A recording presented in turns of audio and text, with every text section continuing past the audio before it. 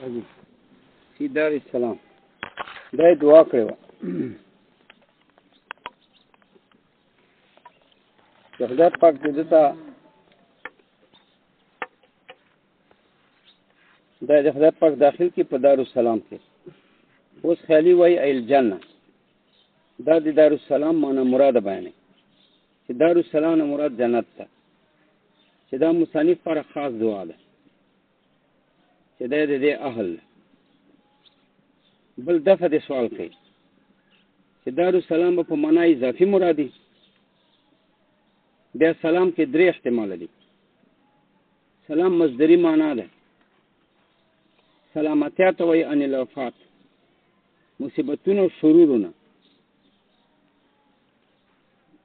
نو دا معنا اضافت غلط ده ځکه دارالسلام معنا دار د سلامتیا نو سلامتیا معنا مصدري انتزاعي ده پر خوددار نه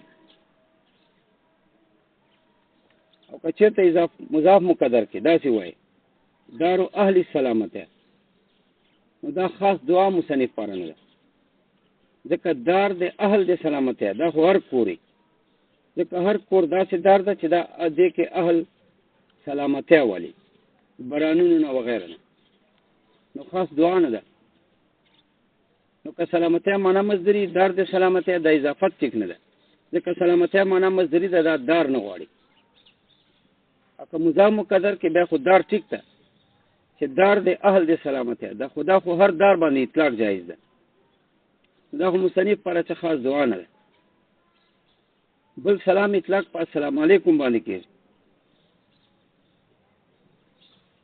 د اضافت دار السلام علیکم ته دا غلط ده ځکه دار خو السلام علیکم پر نه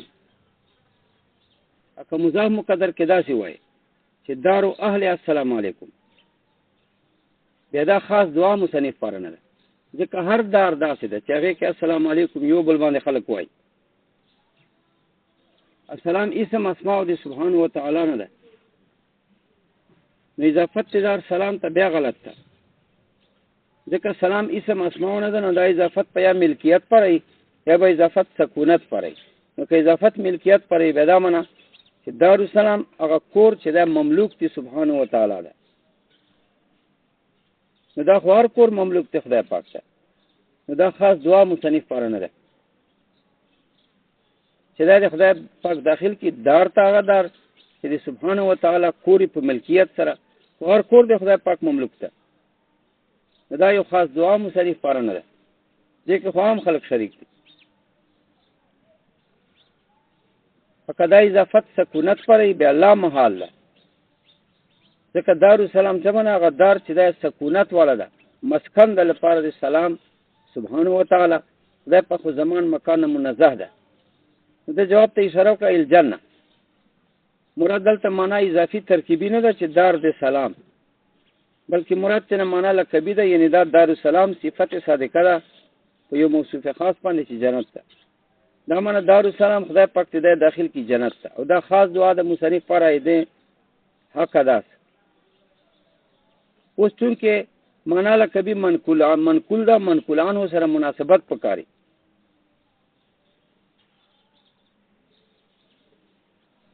نو منقولانو سره مناسبت پکاره وزلته جنت خو معنا لقبي سره اوس منقولان هوې دلته څه فائدہ چې اصلي معنا لغوي ده د هغې سره مناسبت څه ده دا وایي درې واړه معنا لغوي صحیح دي هغې سره د جنت مناسبت ده اوله معنا لغوي چې وه دارالسلام دار د سلامتیا خو چونکې هغه ظاهري معنا خو غلطه وه چې د معنا مصدري کور معنا مصدري خبره خو کور نه نو تقدیر د مضاف ته کړه او بیا معنا ټیکه وه دارو اهل سلامتیا نو دا غینه ماخوذ ده دار د اهل د سلامتیا دا منقولان ده چې دا صحیح معنا وه غلطه معنا نه مناسبت نه ده ورسره ځکه غلطه معنا سره نه خو نقل نه ده صحیح چې دار د سلامتیا ده بلکې دار د اهل د سلامتیا اوسې مناسبت د جنت دار د اهل د سلامتیا سره ظاهر ده لکه دار د اهل د سلامتیا په کور کې خلک چې وي هم سالم محفوظي نو جنت کې هم سلامتیا ده دا دار د سلامتیا ده کته وای دا خو به خاص دعا نه ده نور کورونه دار د سلامتیا دي جنت دار د سلامتیا ده. دی وایي نه جنت دار د سلامتیا ده، خو من کل علم و آفتین، هر درد نه.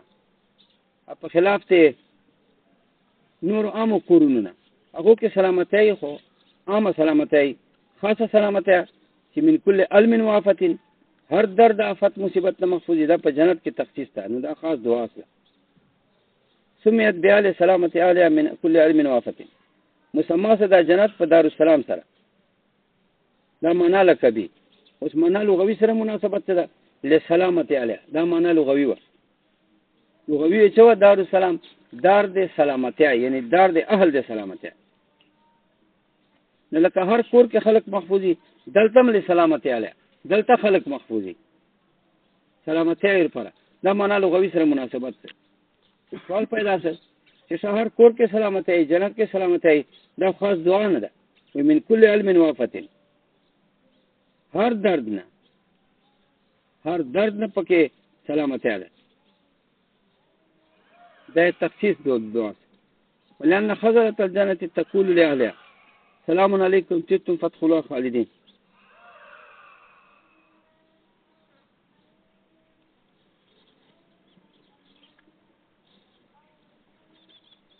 ولأن خزنة الجنة تقول لأهلها، دا دومی معنی سره مناسبت باندې. دارالسلام خو معنا لقبی جنت ته، امن کلانو یې چوک ته دار و السلام علیکم، هغه دومه معنا لغوي څه و اضافي، هغې سره مناسبت باندې. نو دارالسلام جنت ته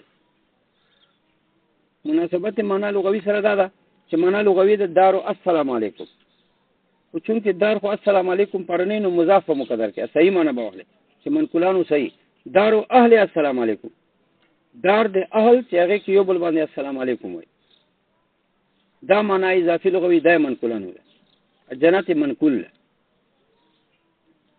اوس مناسبت څه لکه معنا اضافي دار اهل السلام علیکم، کورونه چې هغې کې خلک چې یو بل باندې سلام وایي، جنت کې هم خلک دي مؤمنین یو بل باندې سلام وایي، او فرشتې و سلام په وایي، دا مناسبت څه ذکر ویله. ولأن دا دوه معنی لغوي ته اشاره کوي. ولأن خزنة الجنة تقول علیها، د جنت داروغتی خزانه فرشته آب وای اهل د جنت ته چې مؤمنین دي سلام علیکم. او سوال نه جواب وکړه چې څه جنت کې وا السلام علیکم وای، نور کورونو کې السلام علیکم وای، دا خاص وجه نه ده، انا خاص دعا ده. دی وینا نه خزانه الجنه البته فرشته سلامونه وای، عدالت عام خلق سلام وای. خزانه الجنه تقول وای له اهل خلقته سلام علیکم. او ورپسې دوم جواب ته اشاره کوي طبتم فادخلوها خالدین. دا دعا طبتم فادخلوها خالدین، تاسو دې دلته خوشاله، دلته تاسو همیشه به یو. دا دعا خو جنت کې ده، دا خو په عامو کورونو کې نشته، ځکه عامو کورونو کې خلود نشته. دریم مناسبت ته اشاره کوي چې دارالسلام جنت ته وایي، مناسبت معنا لغوي سره ده. معنا لغوي درېمه معنا لغوي ده چې دارالسلام معنا دار د سلام، یعنی دار د سبحانه وتعالی. اوس اعتراض و چې دا منقولانو خو غلطه ده، ځکه منقولانو دار د خدای پاک، نو خدای پاک پر خدار ملکیت سره وایي، خو هر کور مملوک ته. که سکونت سره وایي نو خدای پاک پر خو مسکن نشته. نو دا جواب ته اشاره کوي چې دا اضافت ملکیت ته. دارالسلام یعنی هغه کور د خدای پاک په اعتبار د ملکیت سره، کور د خدای پاک په اعتبار د ملکیت سره. اوس کته سوال کې چې خو هر کور مملوک ته د خدا بیا خاص دعا نه ده. موږ وایي چې ملکیت ته خو هر کور کې شته، هر کور د خدای پاک کور ده، خو جنت کې چې کوم ملکیت ته د خدای پاک، نو هغې کې اهمیت زیات ده په نسبت سره عامو دوورو ته، ځکه جنت کې کوم نعمتونه وي، کوم خلود دي، هغه نورو کورونو کې نشته. دا خاص دعا سره که نه، هغه معنا اضافي په اعتبار سره. دارالسلام کور دی خدای پاک په اعتبار د ملکیت سره چې جنت ته، نو په دغه ملکیت کې تخصیصات دي چې په عام ملکیتونو د کورونو کې نشته. ځکه ویله ولأن السلام اسم من اسماء سبحانه وتعالى، سلام اسم د اسماء د واجب تعالی نه، نو دا معنا اضافي ده. دارالسلام کور د خدای پاک په ملکیت سره. فوظیفت الی تشریفا. او سوال ده چې خدای پاک ټول کورونه دي، نو په دې جنت کې چې دا ادار اضافت خدای پاک ته ولې وسه؟ جنت خو کور ده، نور کورونه دي. السلام اسم د واجب تعالی ده، ادا اضافت تی ملکیت ته، یعنی دا د خدای پاک کور ده، خو نور کورونه د خدای پاک دي. نو دا تخصیص تی جنت ولې وسه په اضافت سره خدای پاک ته؟ فوظیفت له تشریفا، اضافت ورته وسه تشریفا لوجد شرافت الجنت نه، جنت کې شرافت زیات په نسبت سره نور کورونه ده. ومعنى هذا الاسم هو الذي منه وبه السلامه، ووجد تخصيص هذا الاسم ظاهر. دا دې تحقیق کوي چې سلام کې دوه مستقمنو جایز دي. سلام سالم نه ماخوذ کېدای شي، سلیم نه ماخوذ کېدای شي. خو سالم اسم فاعل ده، سلیم صفت مشبه ده. نو سالم اسم فاعل په حدوث دلالت کوي، صفت مشبه په دوام او په ثبوت دلالت کوي. یو فرق. دوم فرق دا ده چې سلیم هغه ذات ته وایي چې چا کې د مبدا د سلامتیا ذاتی صفت وي، مستفاد من الغیر نه. سالم اسم فاعل قیام ده، که ذاتی که مستفاد من الغیر. دریم فرق دا ده چې سلیم کې دا ضروری ده، سلیم ذات کې چې د معطی للغیر تعدیت پکې، یعنی بل چاته سلامتی ورکړي. سالم کې دا نه ضروري چې بل چاته سلامتی ورکړي. نو د دې ته اشاره کوي چې دا سلام څه ده، دا سالم نه ده ماخوذ. ځکه که سالم نه ماخوذ کې خدا دوه تاوان دي پکې. یو سالم کې حدوث ده، دا خدا معنا چې خدای پاک په دا سلامتی حادثه ده او طالبات. بل سالم کې دا نه ده ضروري چې د سلامتی د کې مستقل صفتی ذاتی صفات نه وي، بلکې سالم کې سلامتی که ذاتی که غیری، خدای پاک په سلامتی ذاتی ده. نو سالم نه که ماخوذ کې یو حدوث په دلالت کوي، بل سالم نه ماخوذ کې دې تایید نه کوي چې دا سلامتی د واجب تعالی ذاتی صفت ده، ذاتی دا ذاتی ده لذاتی، یعنی ذاتی ده غیری نه ده، ذات ته واجب تعالی پر ذاتی صفت ده، غیر نه ده مستفاد. په دې سالم دلالت نه کوي. یو بل سالم کې دا ضروری نه ده چې بل چاته سلامتی ورکړي. او دلته خو مدعا ده چې خدای پاک سلام ذات ته، یعنی معطی د سلامتی د کل جهان ته. دیو جدا دلته دا کیسه کوي چې دا سلام سالم نه ده ماخوذ، ځکه چې دا فاسد معنی پرتی دي، بلکې دلته سلام سالم نه ماخوذ ده. ځکه وایي ومعنى هذا الاسم، معنا د سلام څه ده؟ هو الذي منه وبه السلام، هو الذي منه السلام، چې د وجه سلامتی ای، منه السلام د وجه نه سلامتی ای، وبه السلام د په سبب سره سلامتی ای. او چې ویل چې هو الذي منه السلام، دنه سلامتی، یعنی سلامتی د ذاتی صفتی. منه دلته دا معنی منه السلام چې دنه سلامتی، یعنی سلامتی د ذاتی صفتی، دا څنګه چې مستفاد من الغیر. بیا ورسره ویل چې ذاتی صفتی یعنی حادث نه، بل مستفاد من الغیر نه. دا منه کې دوه ته اشاره ده. منه السلام دنه سلامتی، یعنی سلامتی دنه ناشي، چې معنی د ذاتی صفات نه یو، بل دا چې سلامتی دنه ناشي وي، د ذاتی صفات نه یې مستفاد من الغیر نه، د ذاتی صفات نه یعنی حادث نه. او به السلام د سبب سره سلامتی للغیر متعدی صفت. دا معنی چې سلام سلیم نه ماخوذ ده. ووجد تخصیص هذا الاسم ظاهر. دفع د سوال کې سوال کې چې سبحانه و تعالی نامونه خو ډیر دي. اضافت څه اضافت ملکیت ته، ملکیت اضافت خو د خدای پاک هر نام ته صحیح ده په معنا اضافي کې. جنت هر یو سره مناسبت ته چې معنا لکبي ده.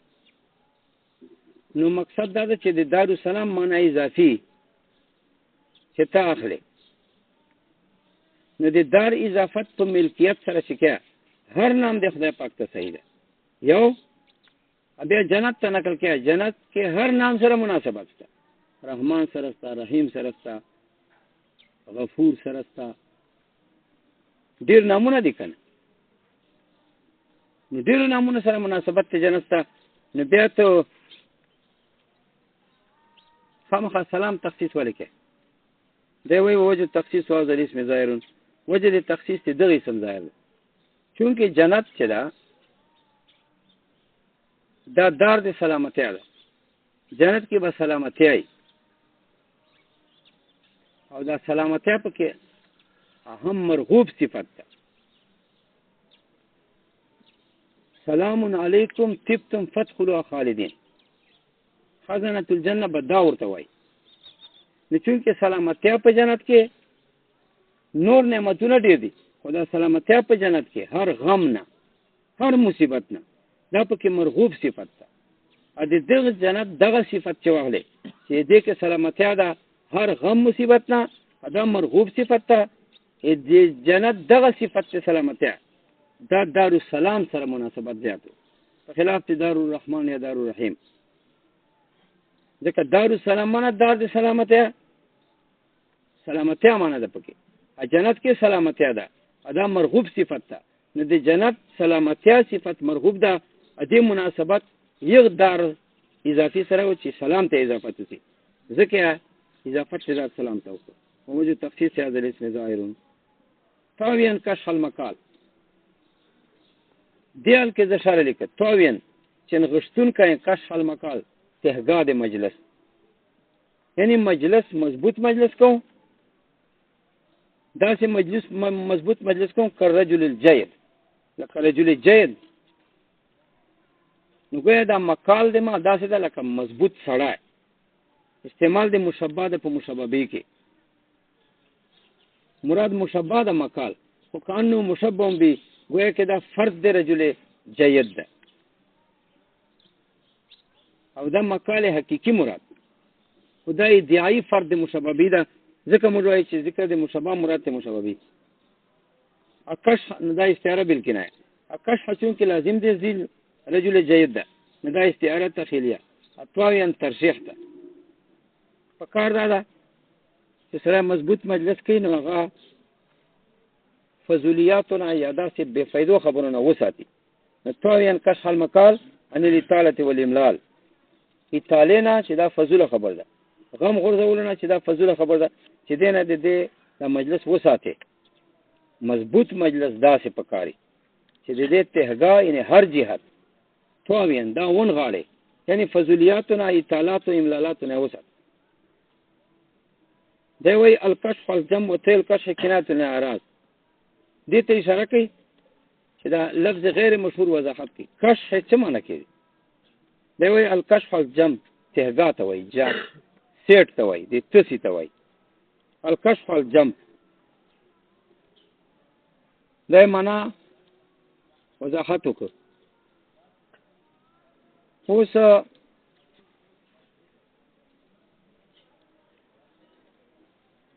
مراد ته اشاره کوي چې طاویان کشف المقال خدا معنا چې زه تهگاه د مجلس انغان دا انغان ثاني انغان ان الاطاله والاملال فضولیات نه انغان. نو دا یا استعاره ده په حقیقت نه ده محمول، یا کنایه ده په حقیقت نه ده محمول. استعاره خو په حقیقت نه محمول کنه، بلکې استعاره کې حقیقت نه مراد بلکې غیر معنی موضوع له مرادي. نو دلته غیر معنی موضوع له مراد ده. دا معنی نه چې مقال پر حقيقي کشف ده او دلته حقيقي توي ده، بلکې توي الکشف کنایه ده اعراض ده. ان دا معنی چې زن غان تهگاه د مجلس دا معنی اعراض کوم ان الاطاله والاملال. دلته توي حقيقي معنی نه ده، ترشیح دلته په معنی د اعراض سره ده. یعنی زن غان یعنی اعراض کوم په مجلس کې ان الاطاله والاملال. نو که استعاره کې مراد ده ده چې زه اعراض کوم. طاویان غان کشف المقال تهگاه د مجلس یعنی اعراض کوم مجلس پاک ساته ان الاطاله والاملال وجدو خبرونه. یو دا یا کنایه ده. کنایه چا ته وایي؟ کنایه دې ته وایي چې ذکر د ملزومو کې او مرادم ملزوم کې بیا انتقال لازم ته کې. نو دلته مورز انی شی دا ملزوم ده او دا مورز انی شی دا لازم ده. یو سره چې اعراض کوي شي نه دا لازم ده چا سره؟ شا عبارت دا څه ومانه شا وتیل کش کنایتون الاعراض دا تویل کش چې دا کنایه د اعراض ده. نو دا تویل کش چې دا لازم ده معرض ان شی ملزوم ده چې سره چشنه اعراض کوي. نو تویل کش خی لوازمونه ده دا بخامخه ډډه په سیټ ساتي سیټ بکی. نو معرض ان شی ملزوم ده تویل کش خی لازم ده. ځکه یو سره چې وي غلط خبرې نه مثلا اعراض کوي نو تویل کش کوي کنه سیټ وړي نه بدن په سیټ کوي. نو دا تویل کش چې ده دا لازم او معرض ان شی ملزوم. نو ذکر دی لازم مرادم لازم انتقال ملزوم ته چې اعراض ده ځکه ویل کنایتون الاعراض.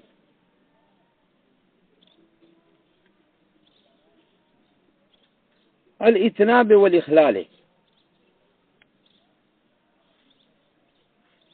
د اعرابات کثیره او ته اشاره کوي. دا وایي دا جایز ده چې دا په جر سره الاتناب والاخلال بنا بر بدلیت ثانه بدل د طرفین ومتجافیا عن طرفي الاقتصاد. زه جان په ډډه کوم دواړو طرفینو د میانه روینه دوه طرفین کوم دی یو اتناب ده چې خبره وکي اصلي مقصد پکې نه بلکې اسې نوې فائدې پکې او بنیادی فائدہ پکې نه دا اتناب ده. اخلال ګډوډي دا دوه طرفین چې دا د میانه روي دوه طرفین دي دینه زه چې دا متجافیا جان لري کوم او متجافیا زل لري کوم ته طرفي الاقتصاد دو طرفي د میانه روي چانه لري کوم ان الاتناب والاخلال اتناب اخلالنا نو اتناب اخلال دا طرفین نه بدل واقع اي مبدل منه ده یا دا اتناب والاخلال دا د طرفین بیان ده اي مبين ده بیان یا دا نو دا مجروس په دې تقدیر یا دا خبر د مبتدا محذوف دي احد والاتناب وثاني الاخلال